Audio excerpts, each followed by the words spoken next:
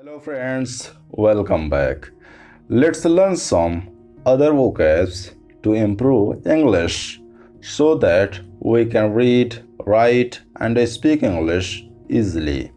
So let's start. पहला word है fulfill means पूरा करना या तकमील करना। जैसे वह अपने मिशन को पूरा करना चाहता है। He wants to fulfill his mission. Next, invigorate means मजबूत करना। हमें अपने इरादों को मजबूत करना है। We have to invigorate our intention. Next, meaningful means सार्थक या अर्थपूर्ण। वह एक सार्थक काम कर रहा है। He is doing a meaningful work. Next, inspire means प्रेरित करना या हौसला अफजाई करना। एक अच्छा डॉक्टर अपने मरीजों को इंस्पायर करता है। A good doctor inspires their patients. Next, contribute योगदान देना या शिरकत करना। वे एक स्कूल बनाने में योगदान करते हैं। They contribute to make a school. Next, foster means पालक या पालन पोषण करने वाला। उसके पालक उसके अंकल हैं। His foster is his uncle. Next, asset means संपत्ति। सोना एक संपत्ति है। Gold is an asset. Next, congenial means मिलनसार या अनुकूल।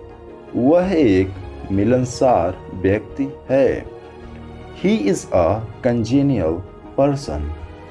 Next, atmosphere means वायुमंडल या माहौल। वायुमंडल प्रदूषण रहित है। The atmosphere is pollution free.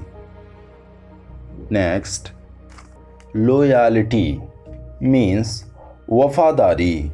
जवानों को देश के प्रति वफादारी होती है। Soldiers have loyalty towards the country. Next, devotion means लगन या निष्ठा। हमारी पढ़ाई के प्रति लगन होनी चाहिए। We should have devotion to study. Next, prosperous life खुशहाल जिंदगी।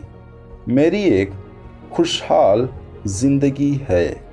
I have a prosperous life. Next, consequence means नतीजा या परिणाम। कड़ी मेहनत का अच्छा नतीजा होता है। Hard work has a good consequence.